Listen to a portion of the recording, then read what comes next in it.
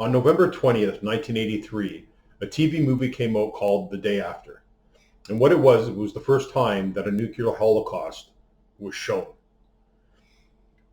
So when I was at school at 9 years old, letters were sent home to the parents.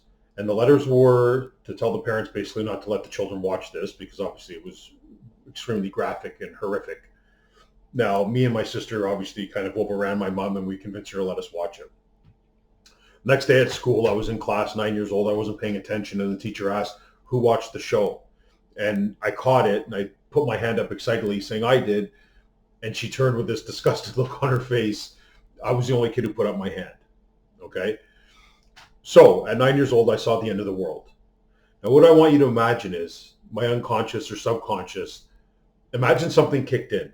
And I wasn't aware of it on a conscious level at 9 years old. But imagine on that day, I decided to save the world. Now, there's a movie called Paycheck, and it's starring Ben Affleck, Uma Thurman, Aaron Eckhart, I believe, is in it also.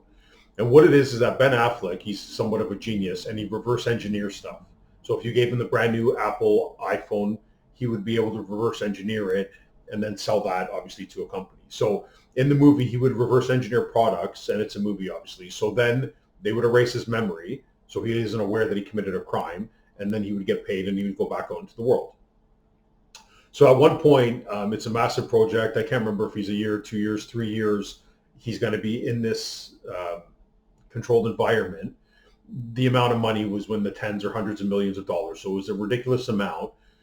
So once he was in there, he starts reverse engineering this, and he realizes it's a time machine, and he sees the end of the world.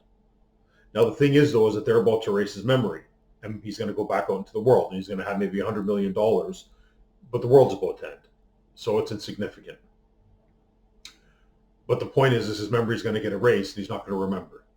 So he has to leave himself clues so that he remembers it and has a chance to save the world. So the first thing he does is he signs away his money.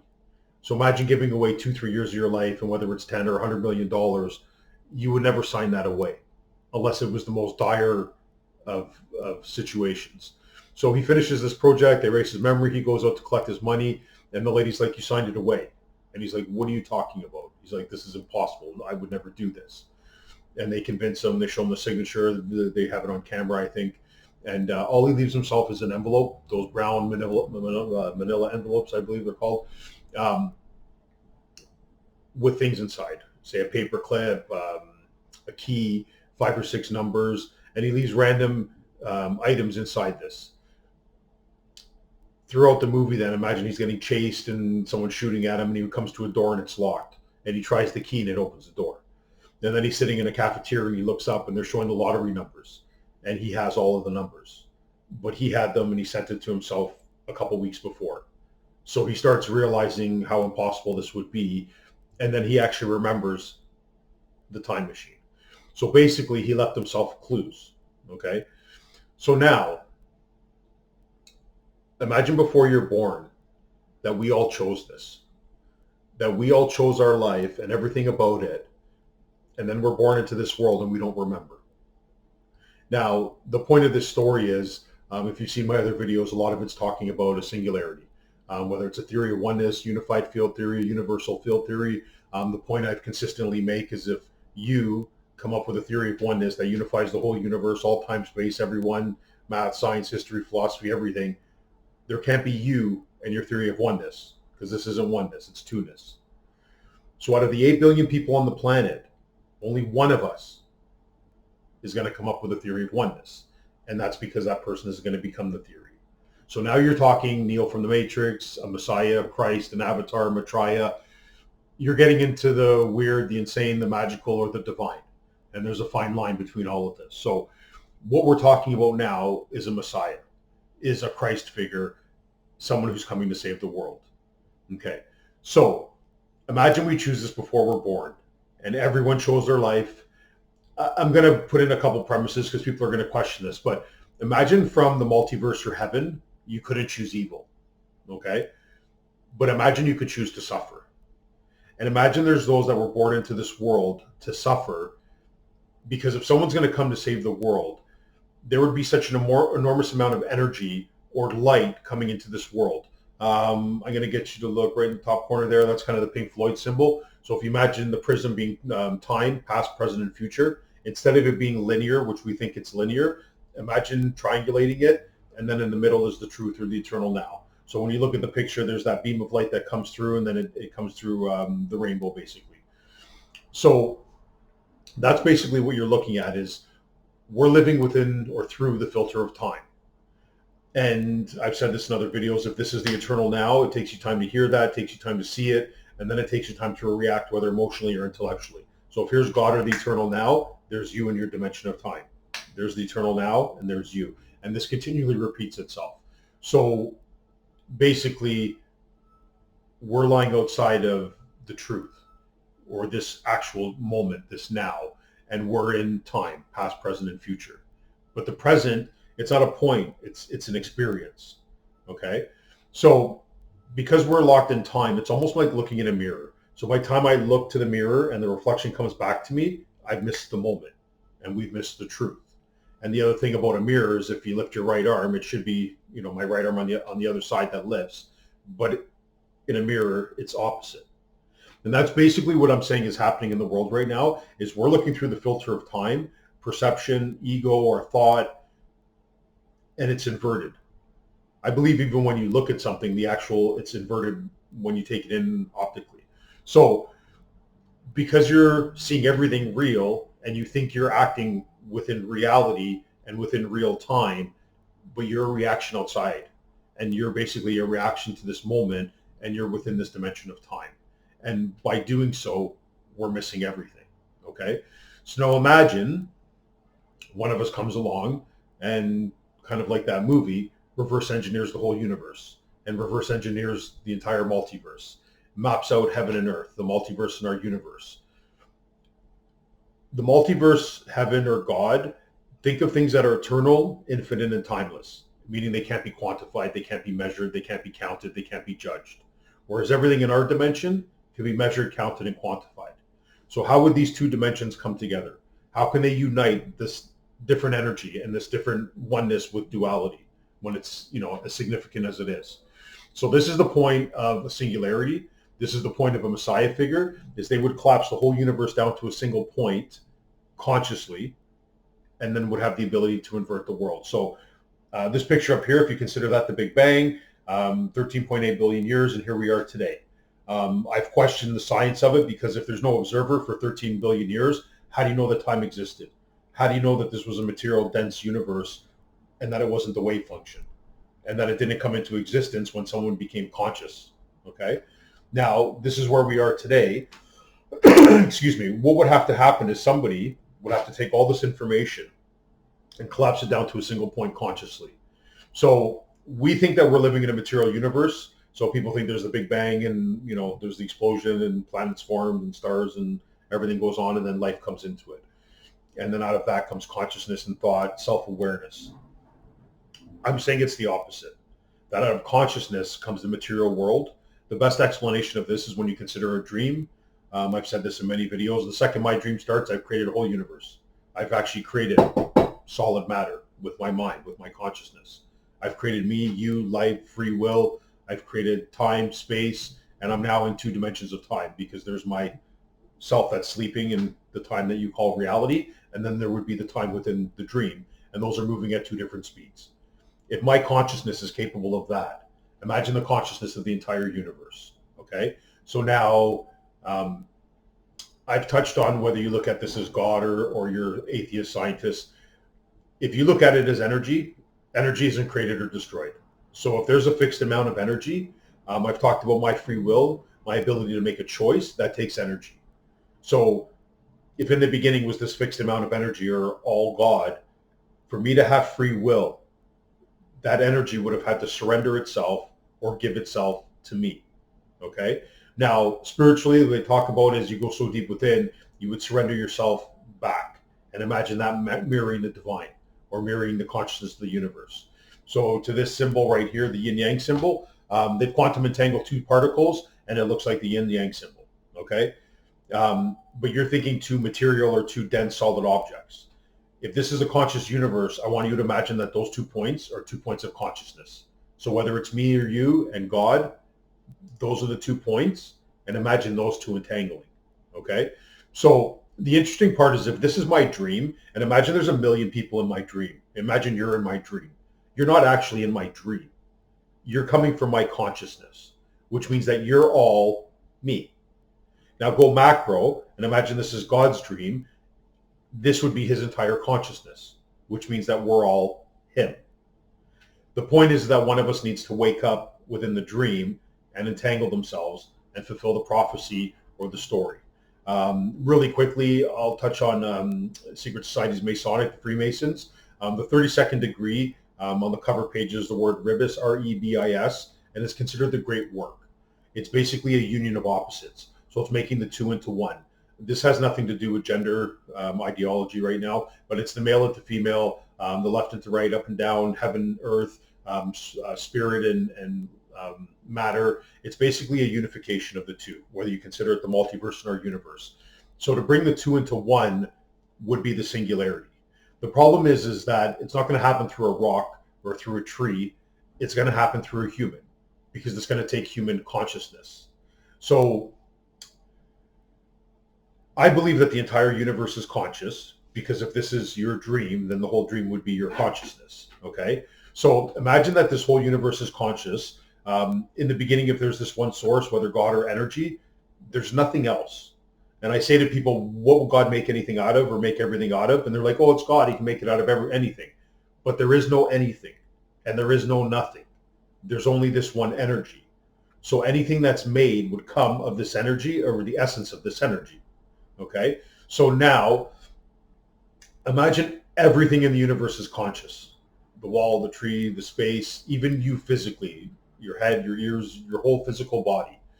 The only thing that actually exists separately is your thought, your ego, your sense of self, your free will, whatever you want to call it. That's it. So in the cartoon, if you're looking at a cartoon picture and there's the cartoon, when the cartoon's thinking or talking, there's that bubble. That's all you are. Okay? And you're acting as a reaction to the truth, or through the filter of time, or a reaction to God. So if this is the truth, and it takes you that time to react and to experience that, you're missing the truth, and you're a reaction to it. And you might as well be looking in a mirror and making your choices in time or in the reflection. Okay? So one person would come, he would go so deep, entangle themselves, and they would become the singularity. And they would actually end time. They would splice time. Now, ending time doesn't mean the whole world is destroyed and everything falls apart. Excuse me. What it would mean is that somebody splices time. They would then become a vessel for the eternal, the infinite, and the timeless. So imagine right now, God comes through one person. God doesn't exist within time any more than when you're sleeping, you're outside your dream. You're sleeping. Even though the whole dream is yours and it's all your consciousness, it's the character in the dream that's acting out, in a normal dream, that's acting out the dream. Okay? So if this is all God's consciousness, then imagine, if you think of the Trinity really quickly, the person sleeping would be the Father. The character in the dream would be the Son. And then the whole universe, or this whole dream consciousness, would be the Holy Spirit. Okay? So this is all one energy. We have it divided, left and right, black and white, up and down, me and you, Christian, Muslim, Protestant, Catholic, Sunni, Shiite. It's all based on division. But the thing is that God is everything. He's the light and the dark, the white and the black, me and you, the up and down. He's the totality of everything. And because we divide it, and we're actually dividing it as the dividing factor. The first thing you quantify is yourself, I. So it doesn't really matter whether you're white, whether you're black, whether you're Muslim, Christian, Jewish, atheist, Hindu, whether you're tall, whether you're short, whether you're happy, whether you're sad. It's the I. We're all saying I, and that's the consistency. If you replace that I with 1 and you look at binary code, the 0 would be the source or God, and then we're all ones. When you die, you would go back to a 0. The key is if you die within, okay? So right now, I'm here within time, so are you. If we're together, we think we're sharing the same time. The greater truth is that we're not sharing this time. is that we each have our own individual relationship with time. So I have my relationship with time, you have your relationship with time.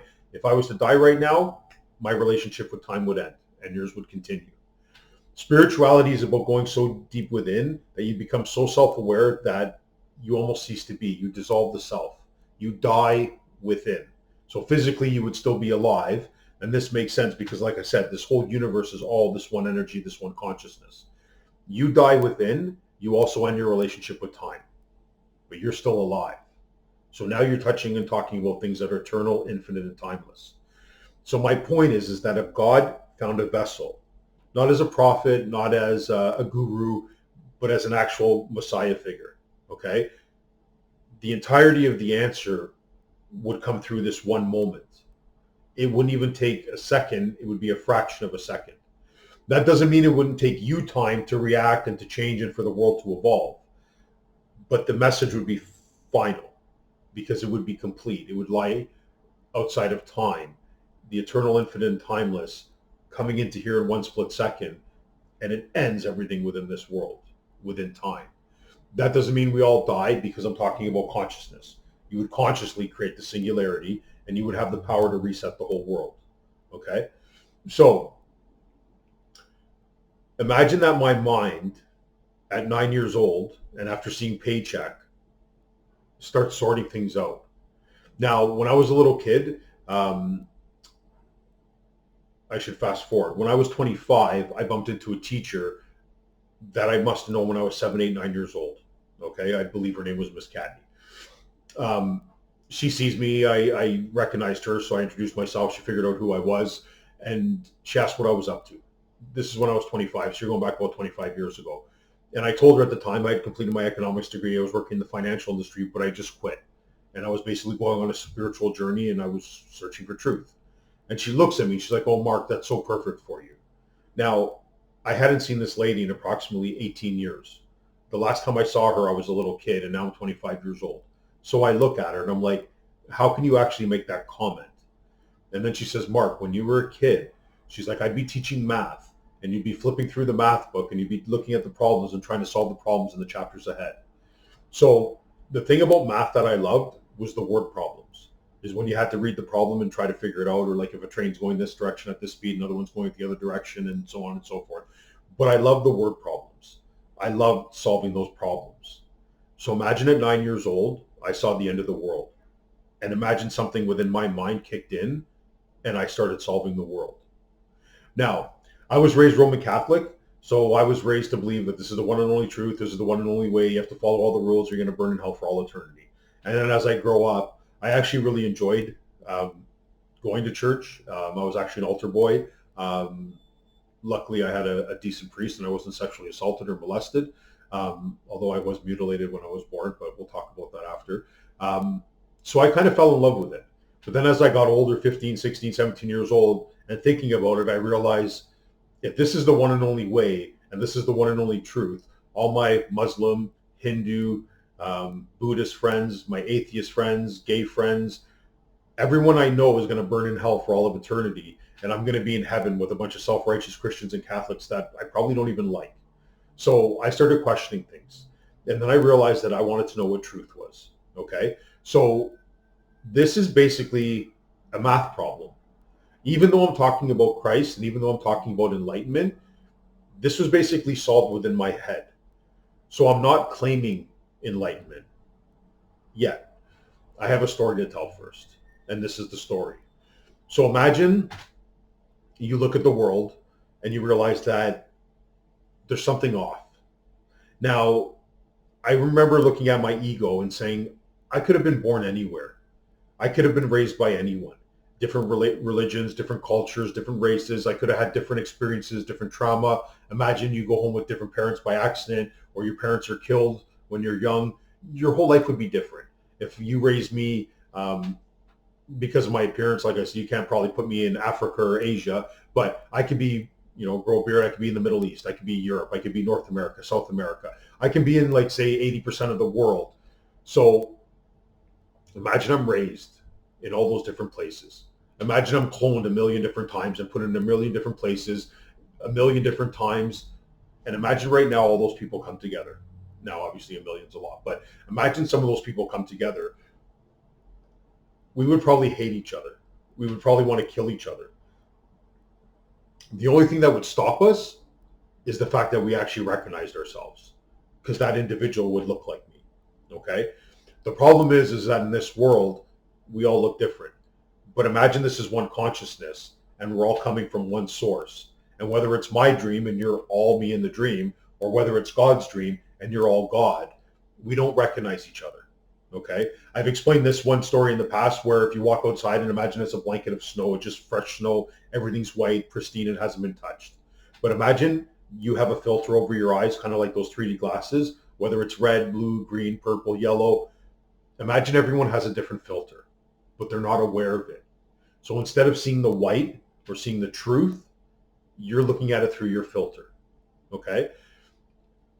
I've gone into this a little bit deeper, and imagine, two families are warring and they've been at war their whole existence. And imagine you're about to fight somebody and you're about to kill each other and there's hate and all this between us. But all of a sudden, imagine that your filter falls off and my filter falls off at the same time. And in that one moment, we realize that it's white and we both see the truth. And we've kind of dispelled the darkness. When we look at each other, even though there might still be that hate, there's going to be a different look in our eyes, because now a truth has been revealed and we've seen something different. It's almost like if we were both locked in Plato's cave simile and we both came out of the cave at the same time and we're able to see the truth. The sun hitting a tree, casting a shadow, and we're able to see the light. Things would change. It would be different. Okay? Here's the problem, is that if there's 10 of us here right now and we're talking, we're looking at each other and we think we all exist within this dimension of time. But the thing that's keeping you locked in the dimension of time is your mind, your thought, your consciousness. What if one of us isn't? What if one of us has tapped into something else and their mind exists outside of time? You wouldn't be able to recognize it. And that's actually what the biggest issue is right now, is if someone came to save the world, it's actually the people that believe in him the most. So think of Christians, Catholics, the priests, pastors, cardinals, bishops, right up to the Pope. Their idea of who Christ will be is actually what's standing in the way of him arriving. Because their judgment, and this is hilarious because God, Christ talked about 2,000 years, do not judge, cast the first stone. Okay, quick side note, a quantum physicist is basically just saying cast the first particle. Because if you judge or quantify it, it collapses down to a density. If you don't judge it, it's a wave and it transcends time and space and touches on the infinite, the eternal, and the things that we call God. Okay, so Christ says do not judge. And the thing is you're judging him. And they're like, oh no, I'm Christian, we love Jesus. But you think you know who he is. So if I say fuck right now, and I say I'm Jesus, oh, Jesus wouldn't swear. How do you know? Is it you? No, that's it. It's over. If it's not you, you don't know anything about this individual. I don't give a shit how many times you read the Bible. The Bible's been read for thousands of years by billions of people, and not one of you have solved this.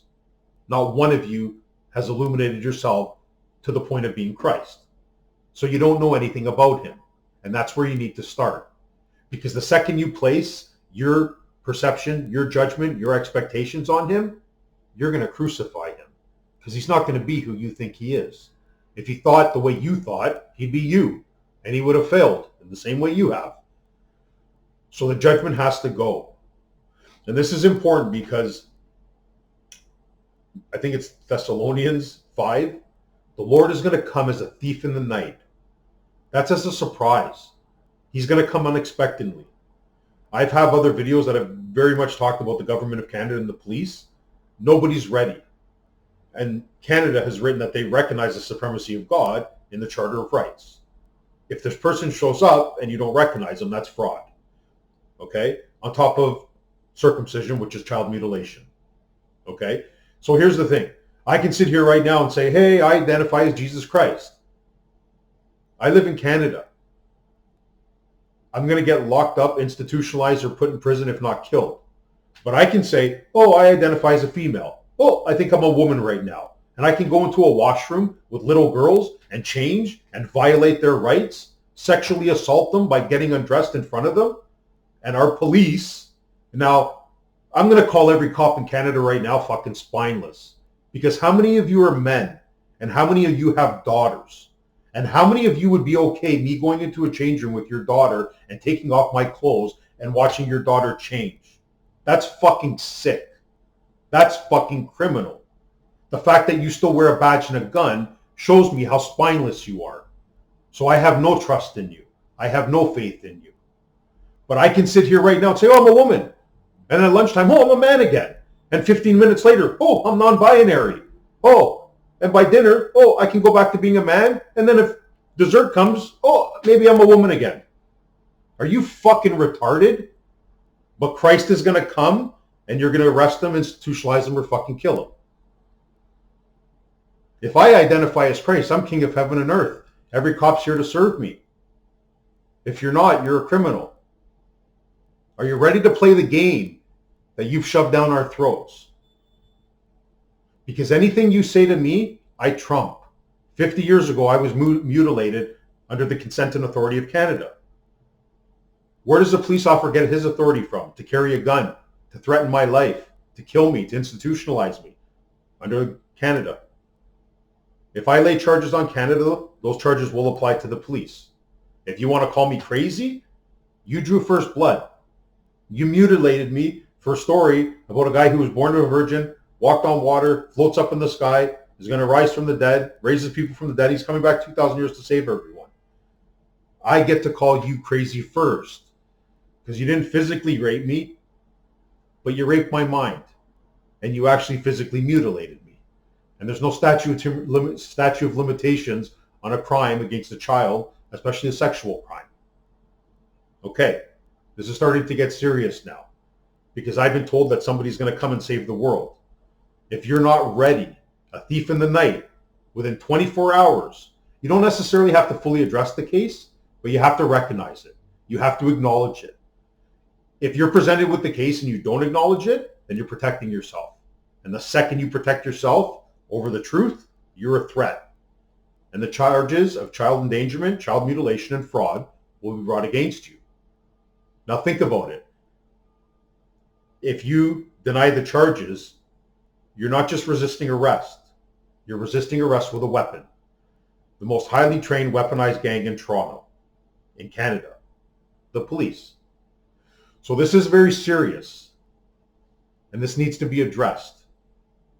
So, this person's coming as a thief in the night. One night, and the world's saved. And nobody's ready. And worse than nobody being ready is you're a threat. So now, the government of Canada and the police claim power, authority, and control over me. They have written documentation that says they can arrest me, they can institutionalize me, and if need be, they can kill me. If your crimes are more serious than mine, by the right of reciprocation, do I not have the legal right to kill a cop, arrest a cop? And if he has a gun and he's resisting arrest? Start thinking, boys. I'm the Prince of Peace, and I'm here to talk about peace. But when I start talking about it, if you threaten me, it's over. Okay? So, psychiatry. You want to call me crazy and put me in front of a psychiatrist. In 2017, I sat in front of a forensic psychiatrist. Not just a psychiatrist now, guys. This is a forensic psychiatrist. I agreed to sit in front of him, Hyde Bloom, was his name, I believe, as long as I had the first hour. Because what a psychiatrist does is they take their questions and they narrow you down and they basically manipulate you with their questions and they have their agenda. Okay? So I look at this psychiatrist, forensic psychiatrist, and I ask him, my mom, is she not insane? My mom believes in somebody that was born of a virgin, that heals people, that walked on water, turned water into wine, rose people from the dead, rose from the dead himself, and is coming back 2,000 years later to save the world. Son of God. I said, is my mom not insane? And this is what this fucking psychiatrist said to me.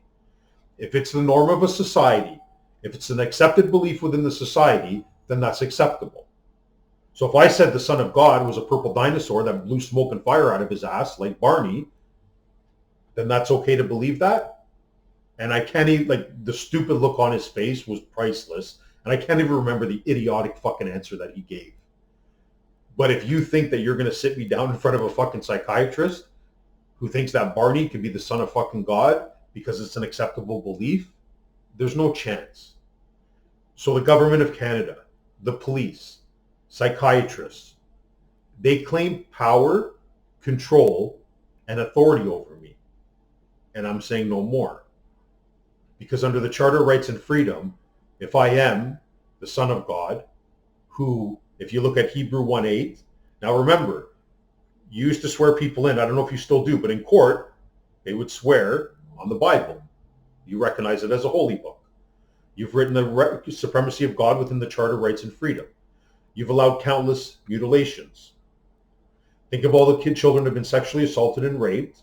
And when you look at the residential schools, you look at the tax breaks, you look at our education system, you have to be ready. And you're not. Not only do you have to be ready, but you have to address the case on the level that you've introduced it. It's a magical story. It's a divine story. Now, you might look at me and not consider that. That's fine. But you don't have a choice. You don't get to mutilate me, threaten my life, my eternal salvation, brainwash me, and then when the case is presented to you, silence the person. It can't happen. Okay? So, imagine I reversed engineered the entire universe. Imagine that I united heaven and earth, and you're not able to see it. So, my initials happen to be MAP. So if I tell you I mapped out heaven and earth, and consider that the multiverse or heaven being eternal, infinite, and timeless, and you can't be quantified, imagine mapping that out. And imagine connecting it. And imagine creating the singularity. And this is basically, the word Christ means anointed in the same way that Buddha means awakened. This is basically, in movies, is Thor. In order for him to pick up the hammer, he has to be worthy. What makes him worthy? Excuse me. Consider it almost like a frequency or a vibration. Whether you're dialing a phone number, whether you're connecting to Wi-Fi, if you don't put the right password in, if you don't connect to whatever that frequency is, you miss it. So this individual could be standing right in front of you and you're not capable of recognizing it. Okay? I've been trying to explain this, but I'm done explaining it. I'm just going to tell you now. And you need to be ready. Because legally, you don't have a choice anymore. Okay? So, do I leave it here or do I keep going?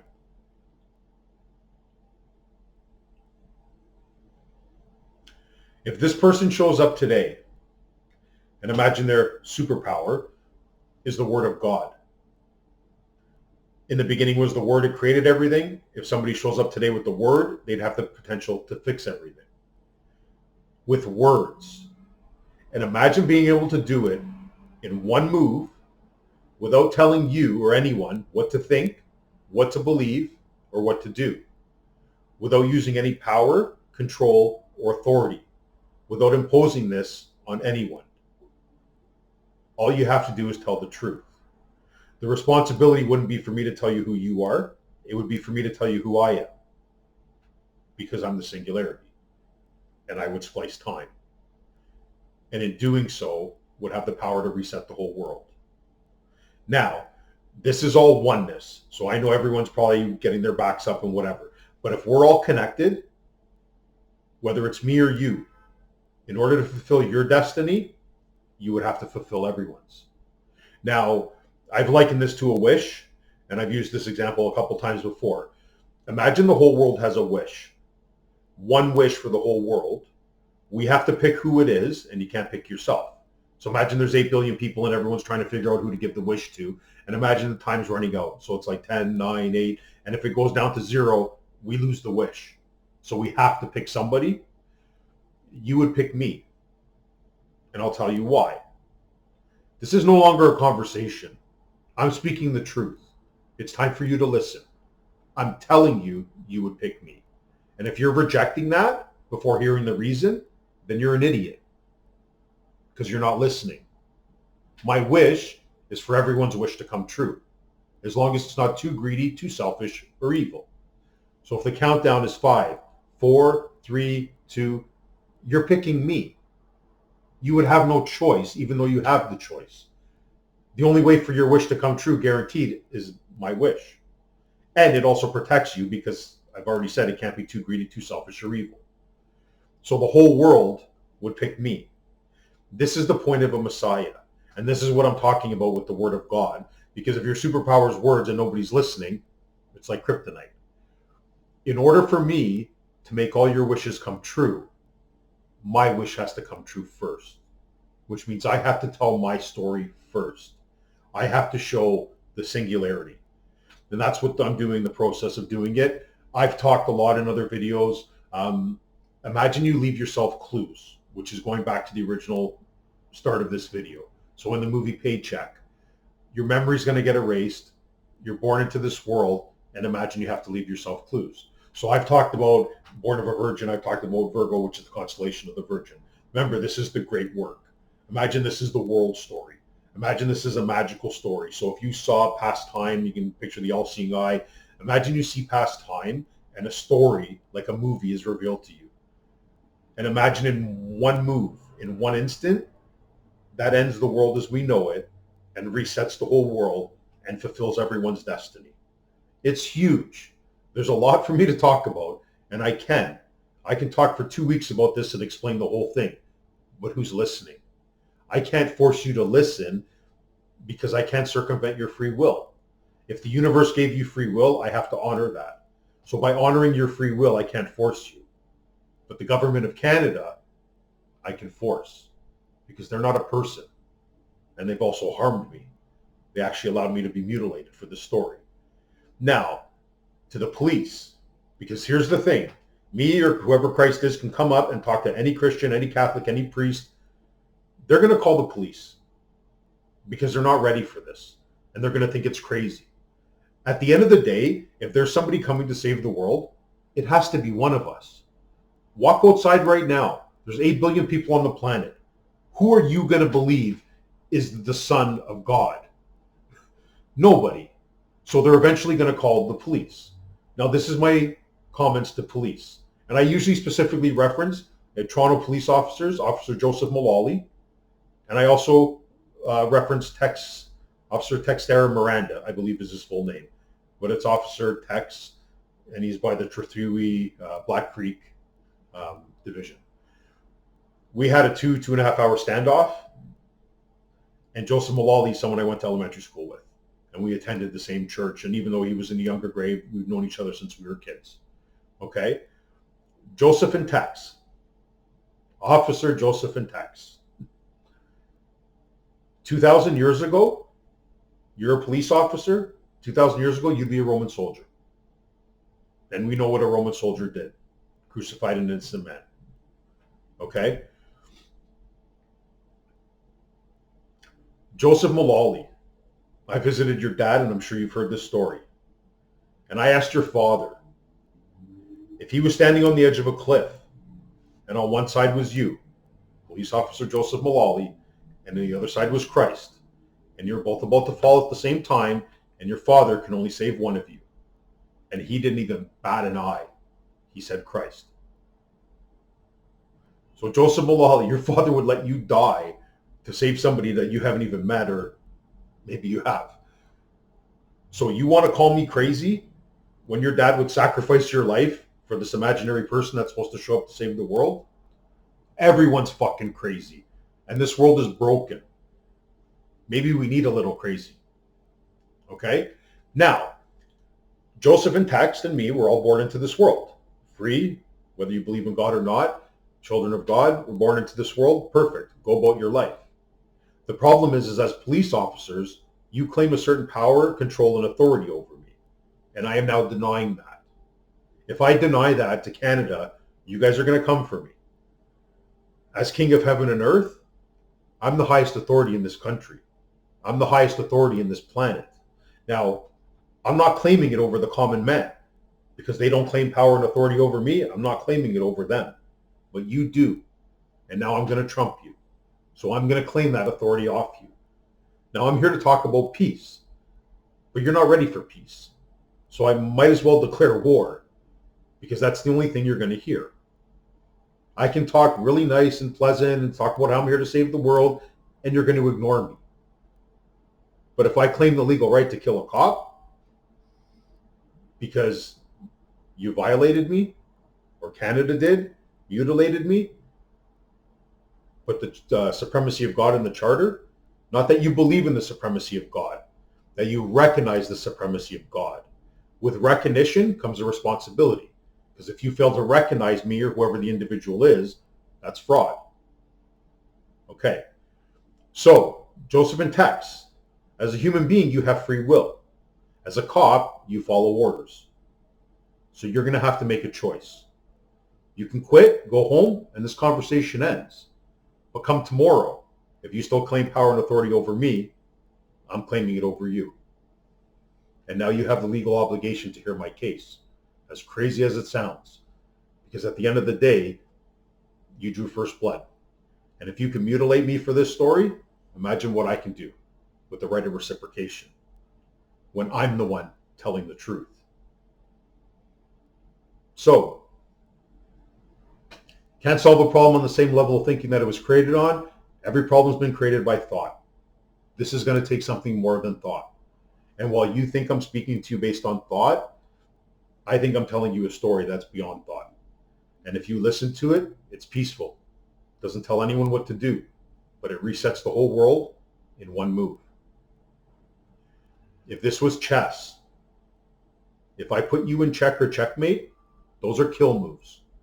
This is Zugzwang. And if you don't know what that is, it's basically stalemating the board. It means any move you make now is going to hurt yourself. So you can't move. And maybe it's time to listen now, because I do have the right to speak, and I have the right to tell the truth, and I have the right to claim what's mine. And I believe every church on the planet belongs to me. And I also believe, and this is in another video, that the entire Masonic Freemasons, the Masonic Empire, because it's based on mysticism, and I've solved the mystery, I believe I can explain it to them. I actually don't think there's any Freemason right up to the 33rd degree that knows what the secret is. Because similar to it being Christ, it's a revelation. Nobody knows who he's going to be. Nobody knows what he's going to look like, what he's going to say, when he's going to show up. How are you going to know it's him? But imagine when he shows up, he reveals the truth. When it comes to the secret societies, imagine if someone solves the mystery. Don't think evil. Think Harry Potter, Philosopher's Stone.